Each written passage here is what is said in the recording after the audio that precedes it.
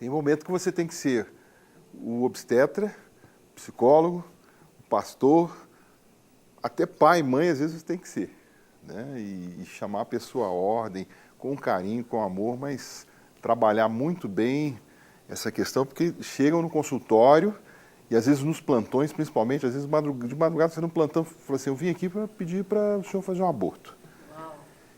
E é um negócio complicado porque às vezes não é uma paciente sua, uma pessoa que você está conhecendo ali naquele momento, e você tem que ser muito convincente e conveniente para poder acolher e envolver essa pessoa, porque senão a coisa não caminha bem. Tem a lei permite que possa fazer, isso é complicado ainda, né, doutor Talvani? Complicadíssimo, né? A lei permite, as pessoas entendem essa coisa de uma forma totalmente equivocada, a verdade é essa, né? Graças a Deus que o profissional não é obrigado. Se fosse obrigado, aí a coisa ia ser muito complicada, né? E o profissional tem a possibilidade de dizer, olha, eu disso não participo de forma alguma. A outra questão também é que existem os centros que acolhem, e são centros governamentais que fazem e tal, mas é triste, é muito complicado para um obstetra assimilar ainda isso, é muito complicado. Mais cristão, né, doutor Talvani? Aí, pronto, não tem a menor condição de absorver isso. Mas a nossa plateia tem pergunta para o senhor. Eu vou dar hoje, vocês vão fazer, mas primeiro eu vou deixar a banda que quer fazer perguntas. Vamos, pega o seu microfone, o El, passa ali para o Daniel. O El passando para o Daniel. Faz a sua pergunta. Quais as consequências de uma gravidez indesejada? Tá. Veja bem, as pessoas já falaram aqui bastante sobre isso, né? Todo sintoma que for, ainda que desagradável, porém normal, porque gravidez você tem que entender uma coisa, é um ser que está sendo gerado num espaço que na verdade não existe, o espaço é virtual, tá? Então vai sendo ocupado ali aquele espaço. A criança precisa crescer, precisa adquirir peso, nada cresce sem adquirir peso, então adquire peso, ocupa espaço, cria volume, né? Então, a primeira questão, você vai ver que a pessoa vai aumentar toda a queixa dela em relação a esses sintomas.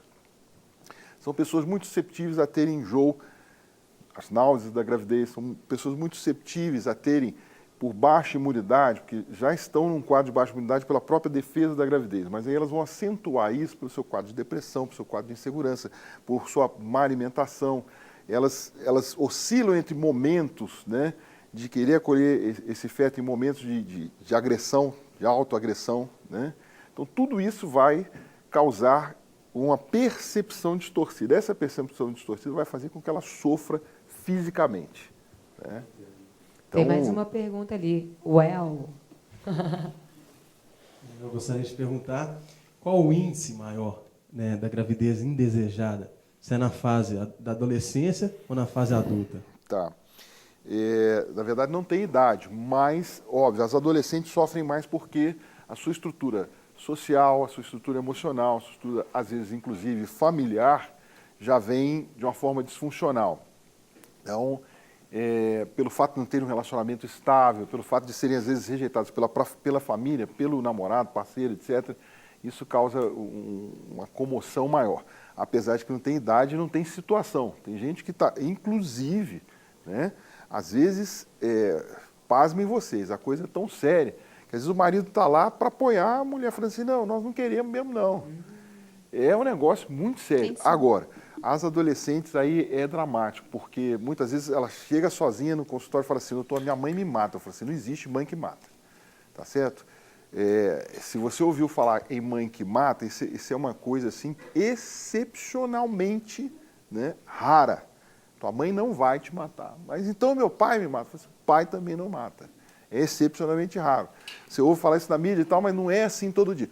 E você tem que reforçar isso muito porque elas chegam assim, né?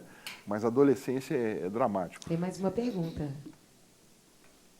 Eu esqueci o seu nome, então você vai ter que falar o seu nome e sua pergunta. Meu nome é Gega San. Ah, mas vocês viram também, né? Porque eu esqueci, né? Não é tão simples assim. Gega? Gega San. San. Vai lá, Gega San. Ele perguntou sobre a gravidez indesejada, né? Eu queria falar sobre a gravidez inesperada. Aquela gravidez que a mãe planejou para ano que vem, ao final do ano, ou depois que terminar a faculdade, ela descobre que está grávida.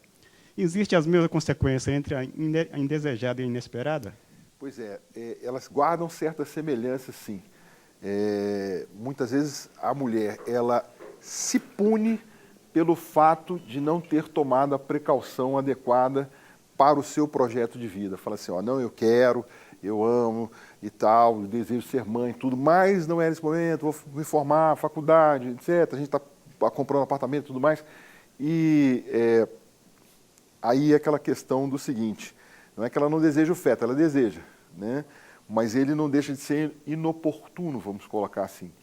E Foi aí, exatamente o que aconteceu comigo, porque não é? eu queria muito ser mãe de novo, mas eu não me sentia capacitada e nem naquele momento. Eu sonhava em ser mãe novamente. Na verdade, eu tinha até inveja de outras mulheres que tinham o segundo filho, porque eu pensava que eu não era capaz, a minha condição familiar não suportava mais uma criança. Mas eu queria, mas naquele momento não. Exato.